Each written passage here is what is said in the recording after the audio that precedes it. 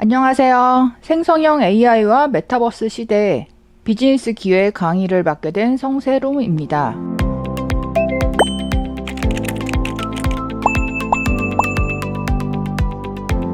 오늘 1강에서는 생성형 AI와 메타버스 시장에 대한 현황을 살펴보도록 하겠습니다. 먼저 웹 3.0 시대에 대해서 살펴볼 건데요. 웹 3.0 시대가 활짝 열리고 있습니다. 웹 1.0, 2.0을 거쳐서 현재 3.0 시대가 됐다고 볼 수 있는데요. 아시다시피 1.0 시대는 90년대에 처음 인터넷이 나왔던 인터넷 시대라고 볼 수 있고요. 웹브라우저 시대이고 어떤 정보를 읽는 시대였습니다. 그리고 2.0 시대, 모바일 시대가 왔죠. 모바일 혁명 시대이고 또 애플이 역사를 써내려가는 시대의 시작이죠. 자, 그리고 2020년대에 들어서는 웹 3.0 시대가 됐는데요. 가상현실과 IoT 시대라고 할 수 있고요. 읽기와 쓰기 그리고 소유까지 가능한 시대라고 볼 수 있습니다. 대략 한 10년 주기로 볼 수 있겠네요. 그리고 웹 3.0 시대의 가장 큰 특징은 개인이 데이터를 소유하고 중앙 집권적인 기존 데이터 구조의 해체입니다. 요즘에 가장 화제가 생성형 AI이잖아요. 생성형 AI 시대가 본격적으로 시작됐다고 볼 수 있는데요. 물론 AI, 인공지능이라는 거는 예전부터 있어 왔습니다. 대중적으로 직접 와닿기 시작한 거는 2016년에 알파고와 이세돌 씨의 대결이었죠. 대중들 사이에서 인공지능이 이렇게 대단한 것이구나 라는 그런 인식이 퍼진 시발점이라고 할 수 있겠죠. 챗 GPT, 달리, 미드저니, 딥마인드, 대중들이 사용할 수 있는 서비스들이 최근 쏟아져 나오면서 이 생성형 AI 시대가 본격적으로 왔다고 볼 수 있을 것 같습니다. 기존에는 AI 역할이 데이터를 분석하고 처리하고 사람이 하던 단순하고 반복적인 노동을 줄이는 데 기여를 했다면요. 생성형 AI가 나오기 시작하면서 사용자들이 원하는 어떤 결과물을 바로바로 생성을 하기 때문에 차이가 있습니다. 그래서 인간만이 할 수 있다고 여겨졌던 창조의 영역에 AI가 진입을 하게 된 것이고요. 특히나 챗 GPT로 대표되는 생성형 AI 시대가 본격적으로 시작된 것이죠. 그래서 벤처 투자 정보 업체 피치북에 따르면 생성 AI 시장 규모는 2023년 426억 달러에서 2026년에는 980억 달러로 빠르게 증가할 전망이라고 보고 있습니다. 그래서 올해 3월 말 기준으로만 봐도요. 현재까지 투자를 유치한 AI 스타트업 기업 가치는 지난해 대비 2배 넘게 뛰었고요. 올해 신생 AI 스타트업에 대한 벤처 투자 금액 역시 지난해의 몇 배 수준으로 뛸 것으로 예측됩니다. 챗 GPT를 만든 오픈 AI가 이런 대규모의 투자금을 끌어올린 상태입니다. 여기서 놀라운 건 지금 전반적인 벤처 투자 규모가 위축되어 있는 상황에서 이 AI 스타트업에 대한 투자만 급격하게 늘어났다는 점이죠. 이렇게 창업가, 투자자들이 생성 AI 분야에 몰리는 것은 이 기술의 활용 분야가 매우 광범위한 것으로 전망되기 때문입니다. 이미지를 제작하고, 영화를 제작하고, 컴퓨터 프로그램을 하고, 고객을 응대하고, 자동 배달 주문 이런 광범위한 분야에서 비즈니스를 변화시킬 잠재력을 가지고 있기 때문인데요. 피치북에서는 AI 기반 엔터프라이즈 기술 관련 시장 규모가 3년 후인 2026년에는 980억 달러로 올해 대비 2배 이상 증가할 것으로 예측을 했습니다. 이게 해외뿐만 아니라 국내의 생성형 AI 그런 스타트업의 경우도 마찬가지이겠죠. 최근에 알파벳, 아마존, 메타, MS, 트위터 이런 곳에서 대규모 정리 해고가 되었다는 소식이 들려오고 있잖아요. 하지만 AI 업계는 그 어느 때보다 뜨겁죠. 그래서 MIT 테크놀로지 리뷰의 기사를 봤을 때는 지금 기술 회사들의 엄청난 해고에도 불구하고 AI 겨울은 오지 않는다는 것입니다. 왜냐하면 챗 GPT 등 여러 가지 이제 사례들을 봤을 때 점점 일반인들이, 대중들이 보편적으로 이 AI를 쓰게 되어가는 상황이 왔기 때문인데요. 기사 내용 중에는 암호화폐 분야의 거품이 꺼지면서 벤처 투자자들은 새로운 투자 대상을 찾고 있고 생성형 AI는 해당 기술이 어떻게 제품으로 만들어질 수 있는지 보여주고 있다라고 말하고 있습니다. 그래서 지금의 대량 해고도 크게 보면 물길의 조정일 뿐 기술적 측면에서의 혁신은 계속될 것 같다라고 전망하고 있었습니다. 생성형 AI는 뭐 크게 두 가지로 나눌 수 있는데요. 대규모 언어 모델이 있고 또 이미지 생성 모델이 있습니다. 그래서 뭐 대규모 언어 모델에는 오픈 AI의 챗 GPT, 그리고 구글의 스위치 트랜스포머, 허깅 페이스의 블룸, 메타의 라마, 리마 이런 종류들이 나와 있고요. 이미지 생성 모델에 있어서도 오픈 AI, 구글, 스테빌리티, 미드저니 이렇게 다양한 회사들에서 각기 다른 이미지 생성 모델 서비스를 내놓은 상태이고요. 대규모 언어 모델에 있어서 시작은 오픈 AI의 챗 GPT가 열었다고 볼 수 있지만요. 구글에서도 그렇고 허깅 페이스에서도 그렇고 GPT보다 더 거대한 언어 모델을 연이어서 출시를 하면서 아주 활발하게 개발이 되고 있다고 볼 수 있을 것 같습니다. 챗 GPT가 더 화제가 됐던 이유는요, 5일 만에 100만 명의 사용자를 모았다는 점인데요. 이렇게 도표를 보시면 넷플릭스의 경우 100만 명 사용자가 되기까지 3.5년이 걸렸는데, 챗 GPT는 물론 이 사용하는 방식이 굉장히 간단하긴 하지만 5일 만에 100만 명이 사용했다는 거, 사실 오픈 AI의 개발자들 인터뷰를 봤을 때 우리도 이렇게 될 줄 몰랐다는 반응이더라고요. 현재는 GPT-4까지가 출시되었고 필요한 정보를 찾을 때 인터넷에서 검색을 하기보다는 일단 챗 GPT에게 먼저 물어보는 이런 변화들이 시작되었다는 거죠. 이제는 이제 사용자가 원하는 것을 창조해내고 사용자의 비서처럼 그런 역할을 해주는 시대가 되었다는 거죠. 얼마 전에 강원교통방송에서는 과학의 날을 맞이해서 챗 GPT에게 DJ를 맡겼다고 합니다. 작가들이 챗 GPT에게 원고를 써달라, 그 음악을 선정해달라 이렇게 작성을 시켰고 사연이 들어왔을 때도 그것을 챗 GPT에게 입력시켜서 챗 GPT가 답변을 하게끔 했다고 합니다. 시작 멘트를 한번 읽어드릴게요. 안녕하세요 청취자 여러분, 저는 DJ 챗 GPT입니다. 이번 과학의 날 특집 방송은 챗 GPT가 제작에 참여해 함께 만들었습니다. 이런 식으로 음성 모델까지 사용을 해서 음성이 나오도록 했다는 거죠. 그리고 이 작가분들을 인터뷰했을 때 이 작가분들이 놀랐다고 하는 점은 나중에 챗 GPT에게 오늘 DJ 한 소감이 어떠냐고 물어봤더니 굉장히 떨렸다 이런 식으로 그 감정에 대해서도 표현을 했기 때문에 놀랐다고 하더라고요. 언어뿐만 아니라 이 이미지 생성에 있어서도 AI가 적극적으로 활용되고 있는데요. 오픈 AI에서 만든 달리라는 이 사이트에서는 텍스트로 내가 원하는 그림에 대해서 입력을 하고 엔터를 누르면 이제 그 결과가 자동으로 그림이 생성돼서 이런 식으로 결과가 나오게 되는 거죠. 그래서 다른 사람들이 만든 그 어떤 이미지 결과가 어떤 문장으로 입력이 되었는지도 볼 수 있고요. 또 문제가 되었던 게 그 미술 대회에서 1위를 차지한 작품이 나중에 알고 보니까 인공지능이 그렸던 그림이다. 이것이 굉장히 논란이 됐었죠. 미드저니라는 그 프로그램을 활용해서 어떤 작가가 자기가 하나도 손을 대지 않고 텍스트 입력만으로 그림을 그렸고요. 디지털 아트 부문에서 이 그림이 1등을 하게 되었습니다. 그래서 이 수상이 논란이 되면서 아티스트인 제넬 후말로는 트위터를 통해서 누군가가 AI로 생성한 작품으로 미술 대회에 참가해 1등을 차지했다. 먹 같은 일이라고 악평을 했다. 또 다른 트위터 사용자는 예술의 죽음이 눈앞에서 펼쳐지는 것을 보고 있다고 지적했다. 이번 우승은 창의적인 업무가 AI 발전에서 자유롭다는 편견을 깼다는 점에서 충격을 주고 있다. 이렇게 기사가 나왔더라고요. 그러니까 인간 고유의 영역으로 여겼던 그 이 창의적인 작품의 영역에서 이제는 어떻게 보면 인간보다 AI가 더욱더 크리에이티브한 결과물을 만들어내는 시대가 되었다는 거죠.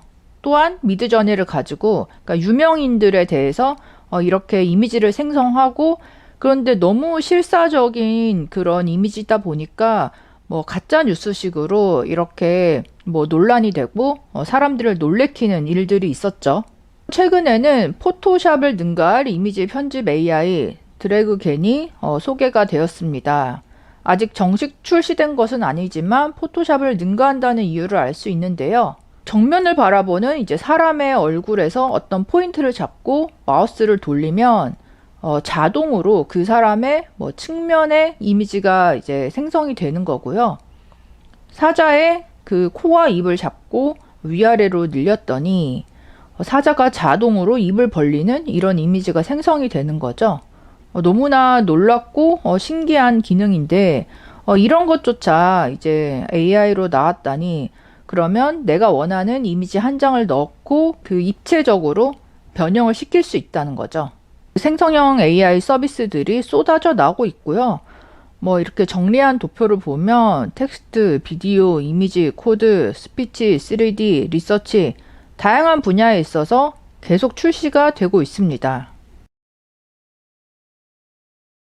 다음은요, 메타버스에 대한 이야기인데요. 메타버스라는 게 가상현실, 혼합현실 기술을 사용해서 사람들이 가상세계에서 상호작용하고 소통할 수 있는 디지털 공간을 의미하죠. 기존에는 어떤 게임 분야나 특정한 직업 기술 훈련 분야에서 이용되었던 편인데요. 메타버스도 점점 대중화가 되면서 여러 가지 플랫폼들과 기술들, 디바이스들이 개발되고 있는 상태이죠. VR, AR, MR, XR 분류를 보자면요. 가상현실, 증강현실, 혼합현실, 확장현실, 이렇게 이제 4가지 정도로 분류가 되고 있죠. 가상현실 VR은 컴퓨터가 생성한 가상 이미지로만 이루어진 환경이죠. 증강현실은 실제 환경에 가상 요소가 혼합된 환경이라고 볼 수 있습니다. 다음으로 혼합현실은요. 현실과 가상이 혼합된 환경이다. VR과 AR이 겹쳐진 부분이 MR이라고 볼 수 있는 거고요. 확장현실, XR은 가상, 증강, 혼합을 다 아우르는 신조어라고 볼 수 있습니다. 이 메타버스 시대에 있어서 페이스북, 그러니까 메타 회사를 통해서 지난 몇 년간의 그 변화를 살펴보려고 하는데요. 일단 2021년에 그 페이스북의 대표 마크 주커버그가 어떤 인터뷰를 했냐면요. 모바일과 인터넷은 메타버스로 넘어갈 것이다 라는 발언을 했고, 자기들은 AR과 VR에 투자를 한다. 5년 후, 7년 후 사람들은 우리를 메타버스 컴퍼니로 부르게 될 것이다 라고 인터뷰를 했습니다. 현재는 그 모바일 화면을 통해서 2D로 교감을 하지만 이거는 자연스럽지 않다는 거고요. 앞으로는 더 자연스러운 쪽으로 이동하는데 그것이 바로 메타버스 공간이 될 거다. 그리고 페이스북이 사실 사람과 사람을 연결해주는 플랫폼인데 결국은 그러니까 이들의 지향점이 메타버스 가상 공간 안에서 사람과 사람이 연결되는 것을 그리고 있는 거죠. 물론 아직은 VR 헤드셋을 쓰고 뭔가 자연스럽게 하는 게 조금 어려운 시대인데 메타버스가 다음 인터넷 장을 열 것이다 라고 말했고요. 그 안에서 수백만 명의 크리에이터, 아티스트가 새로운 방식으로 일을 할 것이다. 우리가 일하는 방식을 완전히 바꿀 것이라고 어떻게 보면 이제 예언을 한 거죠. 페이스북에서 메타로 사명을 변경하게 되고요. 더욱더 포괄적인 이름을 선택했다고 볼 수 있는 거죠. 그래서 2021년부터 메타로 리브랜딩을 한 후에 덩달아 샌드박스와 디센트럴랜드까지도 기업 가치가 함께 폭등한 거를 볼 수 있는데요. 특히 이제 샌드박스, 이 파란색 영역의 경우 엄청나게 그 기업 가치가 높아진 것을 통계로도 볼 수 있었습니다. 타임지에서 다음 디지털 세대가 모든 것을 바꿀 것이다 라는 제목과 함께 그 메타버스에 대해서 다루기도 했었는데요. 자, 메타에서는 가상현실, 증강현실, 스마트 글래스, 이 모든 것들을 사용해서 이 가상세계에서의 구축에 대해서 적극적으로 기술을 활용하고 있고, 또한 이 VR 기기, AR, 스마트 글래스, 이런 디바이스 개발에도 계속 이제 힘을 쏟고 있습니다. 메타 퀘스트라는 이 VR 기기를 가지고 이렇게 게임도 할 수 있고 피트니스, 소셜, 엔터테인먼트, 생산성 다양한 분야에서 사용할 수 있다는 것을 발표하고 있고요. AI 기술을 적극적으로 개발을 시키면서 이거를 메타버스에 활용하는 방향으로 최근 이제 방향이 바뀌었습니다. 최근 공개한 그 샘을 보면요. 이미지 분할에 특화된 AI인데요. 디바이스를 착용한 채 시선을 옮기면서 내 눈에 들어오는 특정 사물을 분할해서 3D 오브젝트로 만들 수 있는 아주 신기한 기술입니다. 그래서 여기 보시면 뭐 사과, 바나나, 오렌지 이런 과일들이 보이는데 내가 이 장면에서 오렌지라는 텍스트를 입력하면 오렌지만 자동으로 분할되는 거죠. 기존에는 사람이 이 오렌지 이미지를 일일이 따야 했었잖아요. 근데 이제는 마우스 클릭이나 텍스트 입력만으로도 자동으로 이미지를 딸 수 있다는 것이죠. 며칠 전에 이미지 바인드라는 멀티모달 AI 모델을 발표했습니다. 정말 신기한 모델인데요. 자, 텍스트, 이미지, 비디오, 오디오뿐만 아니라 깊이, 열, 적외선, 동작과 위치를 계산하는 관성 측정 장치 센서 데이터까지, 그러니까 이 총 6가지 정보를 묶어서 학습할 수 있는 AI 모델 이미지 바인드를 출시했습니다. 지금까지 공개된 멀티모달 AI 모델은 주로 이미지와 텍스트 2가지 양식을 동시에 이해할 수 있는 모델이 대부분이었는데요. 하지만 현실에서는 우리가 뭐 시각뿐만 아니라 후각, 청각, 촉각, 다양한 감각 기관으로 정보를 모으고 종합적인 판단과 추론을 하잖아요. 지금까지의 이미지를 만들어내는 AI는 사실 텍스트 기반으로 이미지를 만들어냈다면요. 자, 예를 들어서 오디오, 펭귄이 내는 소리를 가지고 입력을 시켰더니 이제 결과적으로 이 펭귄들이 모여있는 이미지가 생성이 된다거나, 이미지 바인드 웹사이트에서도 이거를 해볼 수 있는데요. 예를 들면 개가 짖는 소리, 그리고 바다의 이미지 2가지를 혼합해서 이미지를 만들어 달라고 했을 때 이 AI가 상황에 대해서 종합적으로 분석을 하는 거죠.